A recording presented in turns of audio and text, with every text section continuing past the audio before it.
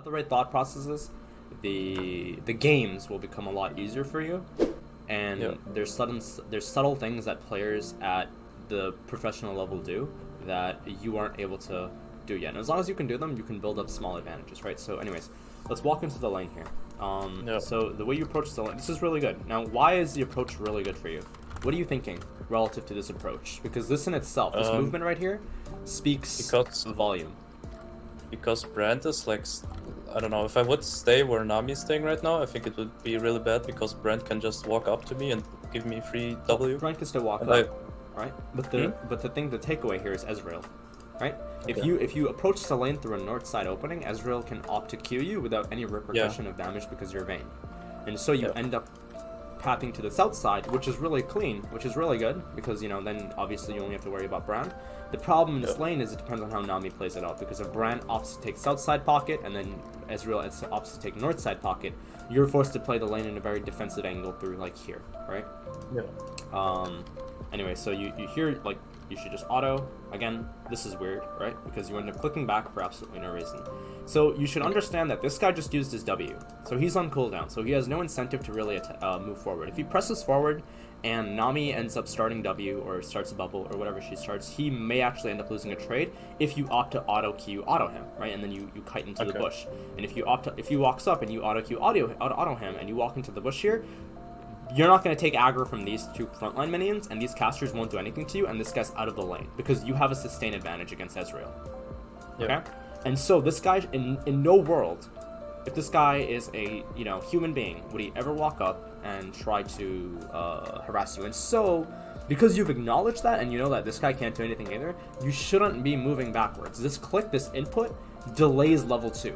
And the reason it delays level 2 is because if this guy opts to auto these minions, and Nami doesn't, because we can't rely on our support because this is a very random variable in our games, what's going to end up happening is now Ezreal is now pushing for level 2 faster than you are, and so now he's actually inside of the lead in the lane.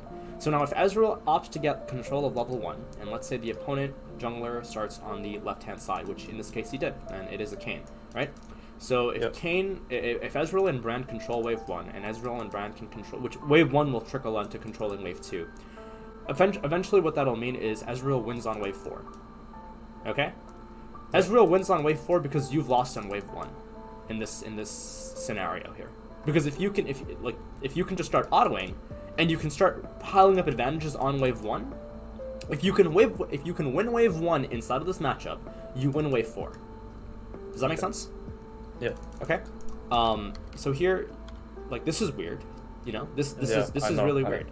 This is very unclean. I trolled. Yeah, can't do that. And now again, like, this is really weird too. This guy's Q is back up, and look how you're moving.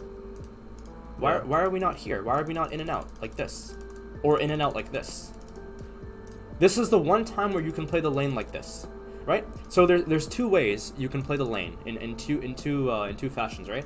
The first line where a bot lane could be played could be from, let's say, area 1 to area 2. That's not an A, sorry. Area 1 to area 2. Okay? This is where the lane is being played inside of a linear zone from, like, this, like, I can't say north and west because the rift's on an angle, versus the second zone where a lane could be played could be from, let's say, area 1 and again area 2, right? And so if you are playing against a champion that's going to hit you with a linear skill shot and you're forced to evade through these minions, then area 1 to area 2 and moving your mouse in and out like in this fashion is always going to be more superior. Okay? It's always going to be more superior. If this is a Kai'Sa, if this was a Kai'Sa and this was like this guy, it doesn't matter who this guy is because he's really far back, then you want to essentially essentially you want to be moving from area 2 to area 1, because that's when you can play the lane up from here.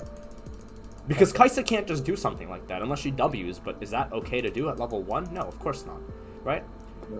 So even if she W's even after like level 2, I mean it's a massive cooldown, there's a ton of monos, and this is just one champion, right? So now you can move in and out like this. Okay? But in this case, your click should always be in and out like this. And it should always be inside of this angle if you've lost out on bush control early on. If you had moved in, you could have retained south angle and you could have forced him back with a really good trade. If Nami's on the same page and whatnot, right? Yeah. And so, at this point, with the lane already in a state like this, you have to play up north, right? Yep. Does that make sense? Yeah. Right. This is really good. This is incentive, right? When you do this, it shows to me that you're looking for something. Again, same Yep. concept. We know what we're trading on. This is really good. That was really, really good. This is also really good. Yep. Also, I mean, this is not clean. It's good, but it's not as good as it should be, right? Because no, look at the sequence. This guy just W, so we acknowledge that it's on cooldown. It's on CD. Yeah, right? should have. This is good. He Qs now. You auto, and now move into him. Okay. Give him another auto. Sure, you end up aggroing these two casters, but Nami just gave you a spell, and if you just hit him, you can pull up north, and it's not so bad because it's only two casters, and the fact that these melees aren't going to aggro onto you, it's really good for you. And so what's going to end up happening passively is if you end up hitting him and you pull up these two casters up to the north side, the blue minions will end up hitting Ezreal's minions, and Ezreal's minions will end up hitting your minions, thus the wave should push back into Israel, which is what you want. Because the more damage that comes out from the blue into the red allows you to push for level 2. And this goes back to the whole thing where we win at level 1, or we win at wave 1, we win at wave 4. We win at wave 4, we win at wave 6. Does it make sense? Yeah. Okay. See, like, you could have easily just done so much here, and you don't push your limits, you don't push what you... Players at your level need to do, well, if you're a diamond player, I would tell you to push your limits on this champion, right? But in this case, you need to actually, like, you know, force it. Like, lose games, lose trades, but do these things, because this is what's going to make you better. Right? Okay. Playing passive is great, but when an opportunity arises in this scenario, like, you need to just go. This guy could easily be at, like, 300 health right now. Or 350 at least. Maybe not 300, but 350 for definitely. There's no argument about that, right? But you're not pushing your limits, and I guarantee that you're never going to improve unless you've started pushing your limits on the champion. Okay. Now these two idiots ended up getting level 2, but they don't even realize what they're playing, right? So they don't even walk up. Yeah. Look at this shit. Like, look how bad Ezreal is playing. He doesn't even weave in and out for Qs. And then now look at this. Most of the time when you're playing the game, if you can this is a thunderstorm, really? Holy shit, I didn't know that. Most of the time when you're playing League, I actually really like weather like that.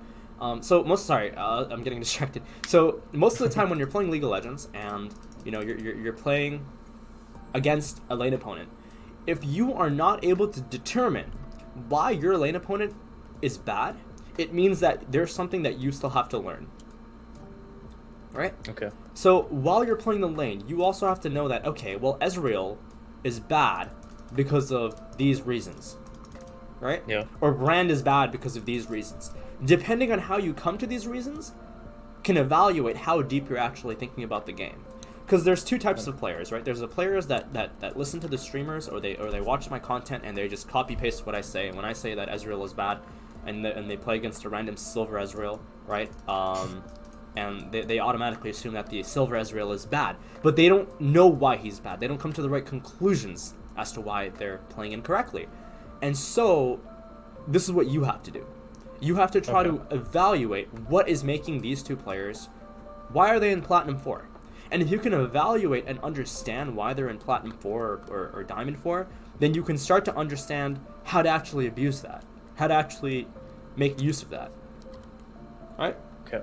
Yeah. Now, in this case, these bonobos are sitting in the back for absolutely no reason when this minion is about to die. So why on earth do these people not just move up, establish some level of bush control, force Nami away from the wave, force a ward? If they force a ward and you end up having to ward on the north side because they end up controlling wave 1, which then allows them to bounce on wave 3 or wave 4, playing wave 5 and 6 here, which is the same time when Kayn, if decides to full clear, which you should in this case, opts to come down to the south side, it allows them to get a free gank because they can establish, because at that point Nami has already placed her ward, so she's going to be on cooldown because of the fact that Bran would move in, and you would also place a ward up into the tribush because it's really unlikely that you could actually cover both entrances from this entrance and this entrance.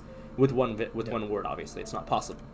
And so now it becomes really difficult for you to really do anything, right? But these guys, they don't understand, and they're not able to make use of those advantages, and so they're still sitting all the way in the back for absolutely no reason. Okay? Like, you could lose the trade, and then you don't acknowledge that this could happen. You opt to auto a minion without... This guy could easily... Like, look at this. His Q is about to be up. He's level 2. This guy's level 2. Just messing around, to be honest. If he W's you, and he flash E's, you're dead. Yeah. If he W's and he flashes over these minions and he E's... Sorry. I don't play Brand. Which one's the one where he stuns you? Q. Holy shit, my bad. If he flashes over the wall and he Q's you, and this guy this guy Q's you because his Q's about to be up in like a second. It's already up.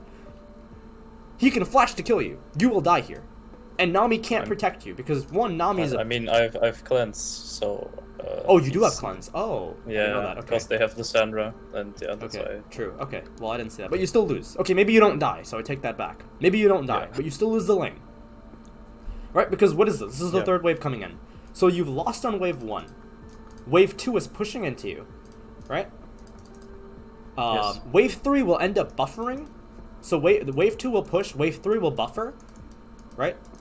And wave 4 will bounce. Right? And wave 5 you die. Does that make sense? Yeah. This is always going to be the sequence here. Whether it be in pro play, whether it be in you know, like academy, or you know, even in platinum, if the players know what they're doing, right?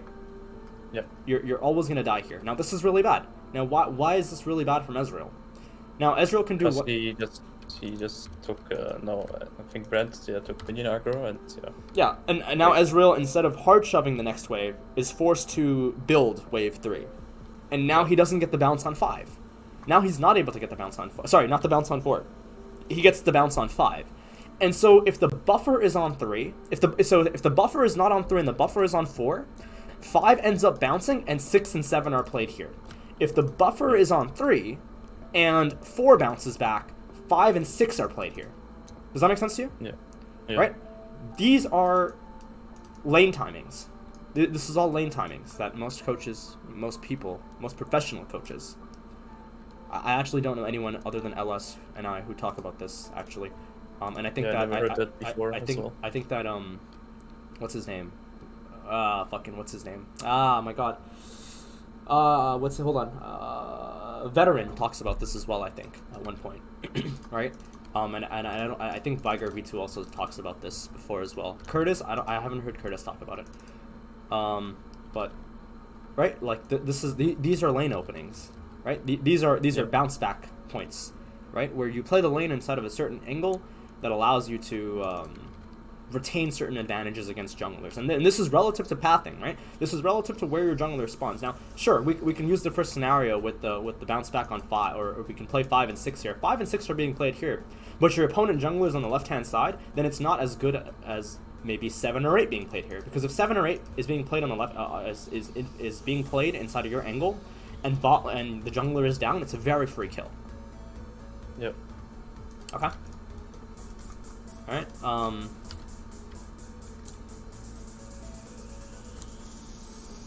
Yeah. Everything else is just a complete disaster. This is really good. Yeah, we kill him here because he just trolled. He really did. Do you kill Brand here? Yes or no? No. No. So why are you chasing him? Do you think that if you... I wanted to show lane dominance. Mm-hmm. But... no, right. I know it was... Right. It's bad. Because if Ezreal's coming out in 7 seconds, right? So if Ezreal's... So essentially now Ezreal, who was actually winning the lane... Well, Ezreal's actually losing the lane relative to this cannon minion, but relative to the proximity of where the clash is versus the next wave, it does actually push into you. Or it pushes into Ezreal, sorry. Now, if the cannon minion on the red side was a little bigger, like a little healthier, then the push would be a lot slower because of the fact that the red side wave would retain more of a would tank more, right? And so it would be more advantageous for you. But you guys both fucked up level 1 and 2, so it didn't matter. Anyway, so Ezreal ends up, he ends up dying, and now he's in base. So now, if you're hitting Brand, and you know that you're not going to kill him, why don't you just shove the wave in? if you can shove out wave 3, because this is wave 3 coming out of the coming in right now, and what's coming out of the Nexus, or has just come out of the Nexus, is wave 4. If you can shove out wave 3, and you can crash wave 3, and you can crash wave 4 in time, you can return for wave 5, and you can return for wave 6. Wave 5 and wave 6, which was originally supposed to be played around this angle, you know, because of this guy's stupidity, isn't. It's being played inside of your angle. And guess who is going to be on the right-hand side by wave 5 and wave 6? Golems and Raptors are going to respawn on wave 5 and wave 6, and so Evelyn can just go like 1, 2. If she chooses to do so. Obviously, with any other jungler, this will be very likely to be a kill.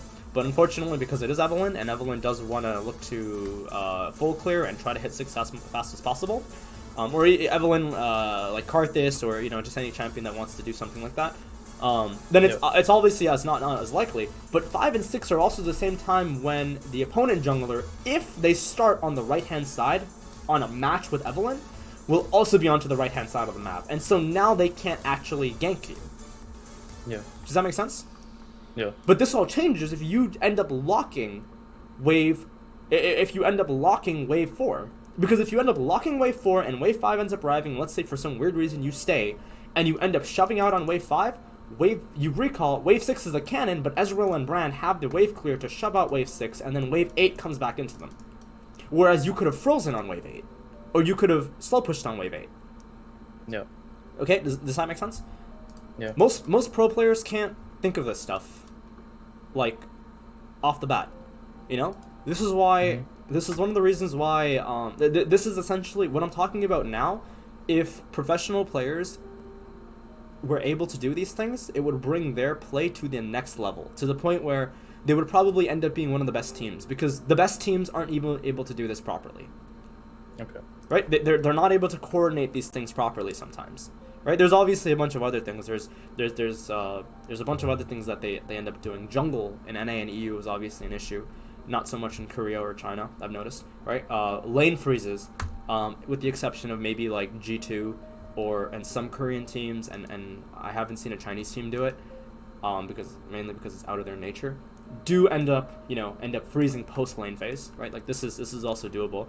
These are the things that bring people to the next level, right? Both in solo queue and professional play, right? So you want to try to maximize and do the most highest decision, right? So now here this is bad, right? Because now look at this. Why don't you queue? Why are we wasting autos? Just queue auto, get rid of the wave, right? Ezreal's right here right now, okay? He's coming back, but you have complete control of the lane. So instead of moving in and out and wasting time and tempo, you should already be autoing the lowest HP minion. And the reason you auto the lowest HP minion is if you reduce the DPS coming in from the red side wave, then the blue side wave shoves in harder. Could he freeze here? No. Whoa, what's going on? Let me. Someone asked a good question, and I did actually. He can't freeze here. No, he can't freeze this. No, this is not a freeze. It's not possible. Anyway, so yeah, you want to shove the wave out. Sorry, I asked could he freeze this because someone in chat asked, right? But it's not possible to freeze. And then this guy slow pushes, but slow pushing is bad. Now why is slow pushing bad? Because you just recalled. You could easily hard shove the wave. You guys are right here. Well, I fast forwarded it too far. Hold on. If he shoves out now, he can shove this wave in. Well, you could have shoved this wave in while you guys were here. Yeah. Let's get a better image. Yeah, right here. Hard shove. Hard shove this wave before wave 6 arrives. This is wave 6. This is wave 5.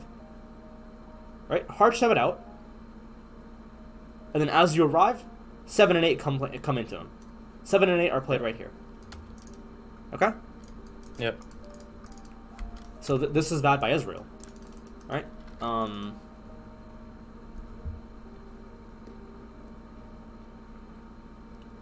Fnatic and what is MID stand for? I actually don't even know.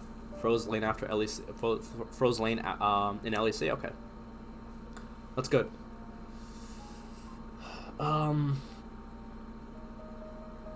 Mad Lions. Oh, I see. Okay, I know who Mad Lions are. I didn't know that was there. Okay. Oh my god, NA coach, you know. Anyways, does that make sense? Do you have any questions about anything? No. Yeah, I mean, this is really it. All we really Yeah. need to talk about. There's really not much. I mean, yeah, this is all just very standard, right? So you do this stuff. You do the things we talked about in the first minute in the game. And you copy paste that over and over again for every single game you play. And I guarantee that you're gonna find advantages in lane that you otherwise wouldn't have had, right, against players at this level. Because it's very easy to gain advantages against players at this level. Yeah. Right? If you just do the right things. Obviously, if you do them incorrectly, then they're gonna beat you. But, you know, you do this over and over again, right? Okay. And you just refine. One of the hardest things about AD carry is the fact that it's one of the easiest roles to climb with in terms of knowledge, but it's one of the most difficult roles to climb with in terms of mechanics. Okay? Yeah. Jungle is the opposite of ADC. People say mid is the opposite. I believe that jungle is, in the sense where jungle requires the least amount of mechanics, however requires the most amount of knowledge. Yeah. Right? So jungle and AD are like completely different. So I'm giving you both perspectives as to what this role really is, right? And then obviously there's like you want to be inside of lanes relative to what objectives are up. I mean, if you're an NA jungler, then you really don't need either mechanics or knowledge. You can just run around and get kills. Right, so lane swaps relative to objectives, right? Yeah, that's what I do a lot. Yeah. We can get even more advanced in this, right? Like, let's say for example that your lane. Now this is like more of a master. Like I wouldn't even tell this to a diamond player. This is something I would tell to a challenger, right? Or like a top grandmaster, master, whatever, right? If your lane is frozen and right side objective is gone, you can lane swap up top lane, and gain advantages on the left hand side of the map. And then by the time that this has transpired, you can end up coming back to the right hand side as well. Like this is one rotation, right?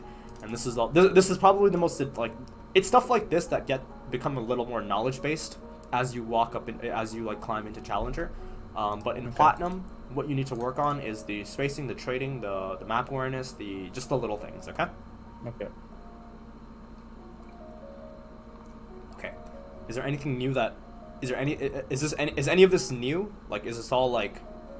No, like only with like the waves like 5 and 6 and like how to track like jungle as well and like know on which wave the jungle should be where. Yeah.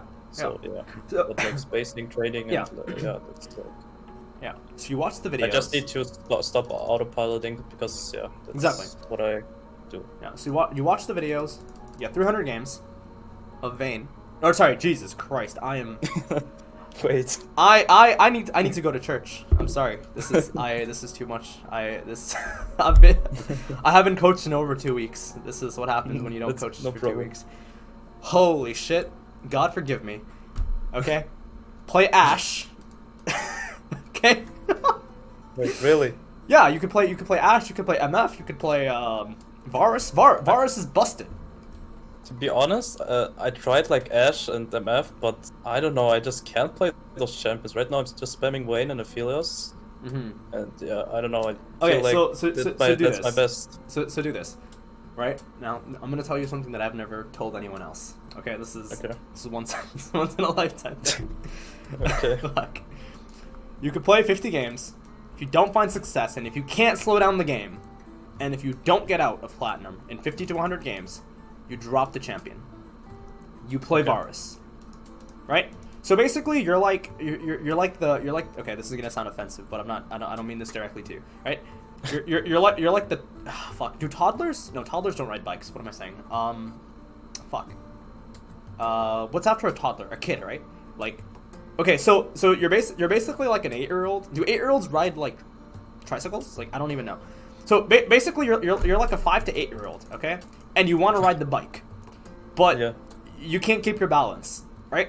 So if you can't ride, I've never had a kid, so whatever. So if you can't ride the bike from 5 to 8, okay, you demote down to the tricycle.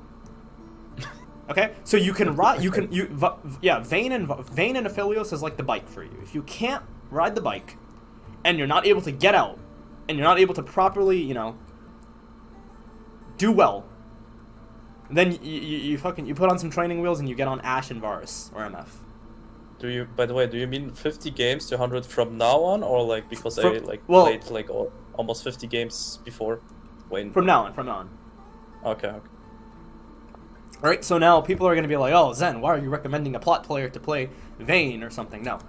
The purpose of the champions that we put out is to slow down the game. If you are not able to slow down the game, and you're not able to climb after the knowledge, and you're not able to focus on these things, then you drop the champions and you put on the training wheels.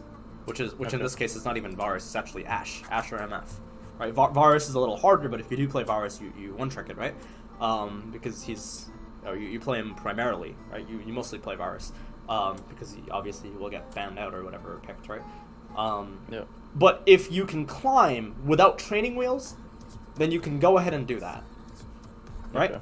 You can try to do that, but I don't really know how much success you're gonna immediately find. Okay. Okay. And what if it's not gonna work with Ashe and MF as well? And then you talk to God. Okay. That if it doesn't work with Ashe or MF, then there is a problem in your AD carry play. There is an issue, right? Because it's like working out, right? Everyone can do it, right? And obviously there's some hard gainers, but it's not like those hard gainers can't still gain muscle. It's still possible. It's just that you have to you know, try a little harder. You have to keep doing it. You have to try a different approach. Not necessarily with coaching, but with the way you approach the situation. Because I've given you the holy grail. You have to try to find out how to get to it. Okay. Okay? Yeah. All right. You have any questions? No. It was a really good session. All right. Good luck. Take care, man. I'll talk to you later. All right. Thanks for the coaching, man. No worries. Have a nice stream. You too. See ya. Bye.